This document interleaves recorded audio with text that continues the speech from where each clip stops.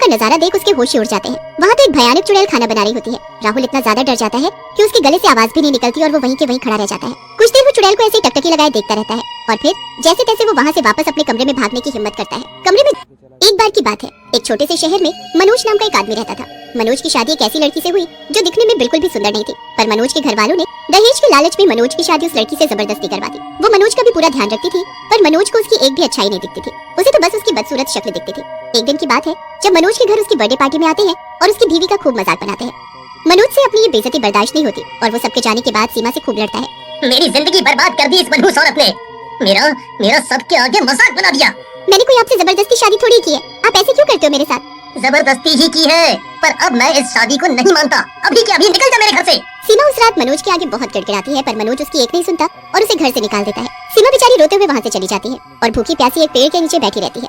शाम के वक्त एक लड़की साइकिल पर खाना बेचती हुई वहाँ से निकल रही होती है, जो सीमा को देख वहीं रुक जाती है। आंटी, आप यहाँ बैठकर क्यों रो रहे हो? क्या हुआ आपको? मुझे मेरे ससुराल वालों ने घर से निकाल दिया। मेरे पास न रहने को जगह और न खाने को पैसे। ओह, ये तो बहुत बुरा हुआ आपके साथ। मैं अभी आई। पिंकी जल्दी से जाती है और अपनी साइकिल से कुछ खाने का लेकर आती है। पिंकी सीमा को खाने के लिए देती है। मैं ये नहीं खा सकती, मेरे पास पैसे नहीं है। मुझे पता है कि आपके पास पैसे नहीं है, तभी तो मैं आपके लिए ये खाने की चीजें लाई हूँ। वैसे भी इतना सारा खाना बच गया है, सुबह से कुछ बिका ही नहीं। ऐसा क्यों? सुबह से कुछ भी नहीं बिका? हाँ आंटी, मेरे साथ ऐसे ही होता है। मैं इतने मन से खाना बनाती हूँ और कोई लेता ही नहीं। फिर सीमा खाना खाकर देखती है तो खाना बिल्कुल भी स्वाद नहीं होता। ये खाना किसने बनाया है? तुम्हारी माँ ने? मेरे माँ बाप इस दुनिया में नहीं है। मेरी एक छोटी बहन शीना और छोटा भाई राहुल है। उनका पेट भरने और उनको पढ़ाने के लिए मुझे ये काम करना पड़ता है। तुम बहुत अच्छी हो जो तुमने मुझे खाना दिया। भगवान तुम्हारा भला करे, पर एक बात बताऊं? बोलो ना आंटी, ये खाना बिल्कुल अच्छा नहीं बना, तभी शायद तुम्हारा कोई खाना नहीं खरीदता। मुझे पता है आंटी, पर मैं करूँ भी तो क्या करूँ? अगर तुम चाहो तो मैं कल से खाना बनाकर बेचना शुरू कर देती हूँ, फिर तुम भी अपने भाई बहनों की तरह पढ़ पाओगी। क्या सच में? क्या मैं भी स्कूल जा सकूंगी?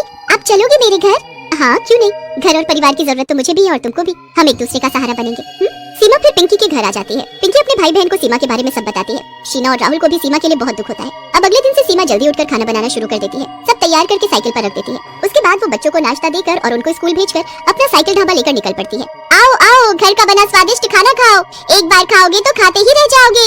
सीमा अपने साइकिल ढाबे को एक कॉलेज के बाहर लगा देती है। देखते ही देखते वहाँ कुछ लड़के लड़कियाँ खाना खाने आते हैं। जब वो सीमा के हाथ का खाना खाकर बड़ी ही तारीफ करते हैं। वाह, इतना स्वाद खाना! मैं तो कैंटीन का खाना खा खा कर दुखी हो गया था। आज खाया है घर जैसा स्वादिष्ट खाना, मजा ही आ गया। वाह! अब तुम सबको रोज ऐसा खाना मिलेगा। बस। सीमा फिर रोज सुबह अपना साइकिल ढाबा लेकर निकल पड़ती और शाम तक सारा खाना बेचकर घर लौट आती। वो तीनों बच्चों का भी ध्यान रखती, उनको खूब प्यार करती और खूब पढ़ाती लिखाती। उन सबकी जिंदगी बड़ी ही अच्छी चल रही थी। बच्चों को जैसे माँ और सीमा को जैसे खुद के बच्चे मिल गए हो। उनकी मजे की जिंदगी चली रही थी कि बस जाने उनकी खुशियों को किसकी नजर लग गई कि एक दिन सीमा का एक्सीडेंट हो गया और वो वहीं सड़क पर मर गई। मरने के बाद उसकी लाश वहीं सड़क पर पड़ी रही। बच्चे शाम तक उसका इंतजार करते रहे कि कब उनकी आंटी घर आएगी, पर ऐसा नहीं हुआ। बच्चे बेचारे रोने लगे कि उनकी प्यारी आंटी कहाँ चली गई और वो तीनों अपनी प्यारी आंटी को ढूंढने निकल पड़े। वो अंधेरी सड़क पर आवाज देते हुए चले ही जा रहे थे कि अचानक उनको उनकी साइकिल खड़ी दिखती है। आंटी, आंटी, राहुल आपके लिए बहुत रो रहा है, प्लीज बताओ आप कहाँ छुपे हो? राहुल बहुत रोता है और तभी उनके सामने एक धुआं उठता दिखता है। फिर उनको उस धुएं से अपनी सीमा आंटी आते हुए दिखती है। अब मैं कभी भी नहीं जाऊंगी बच्चों, तुम चिंता मत करो मेरे बच्चों, चिंता मत करो। तीनों बच्चे फिर सीमा के साथ घर वापस। रात को जब सब बच्चे सो जाते हैं तो सीमा उठकर बैठती है और एक भयानक शक्ल की चुड़ैल में बदल जाती है। मैं तुम सबको कैसे बताऊं कि अब मैं इस दुनिया में नहीं रही, मैं मर चुकी हूँ और एक चुड़ैल बन चुकी हूँ। चुड़ैल उठकर वहाँ से चली जाती है। वो रात भर खाना बनाने में लगी रहती है। जैसे ही सुबह होने वाली होती है वो बच्चों को रोज की तरह उठाती है और उन्हें स्कूल भेजती है। उसके बाद वो अपना साइकिल ढाबा लेकर निकल पड़ती है। सबसे पहले वो रोज की तरह अपना साइकिल ढाबा लेकर कॉलेज के बाहर खड़ी हो जाती है। सभी बच्चे उसे देखते ही भीड़ लगा देते हैं। उसके बाद वो जगह जगह जाकर आवाज देती है और लोगों को अपने हाथ का खाना खिलाती है। सभी जगह वो साइकिल ढाबे वाली के नाम से मशहूर होती है, पर असलियत में तो वो एक गरीब चुड़ैल साइकिल ढाबे वाली होती है। वो रोज रात को बच्चों के सोने के बाद अपने चुड़ैल के रूप में आ जाया करती थी और सुबह होते ही वो पहले की तरह इंसान बन जाती। ऐसे ही करते करते दिन निकल जाते हैं, पर किसी को इस बारे में पता नहीं लगता। फिर एक रात राहुल को बड़ी ही प्यास लगती है। वो पिंकी और शीना को बहुत उठाता है, पर दोनों में से कोई नहीं उठता।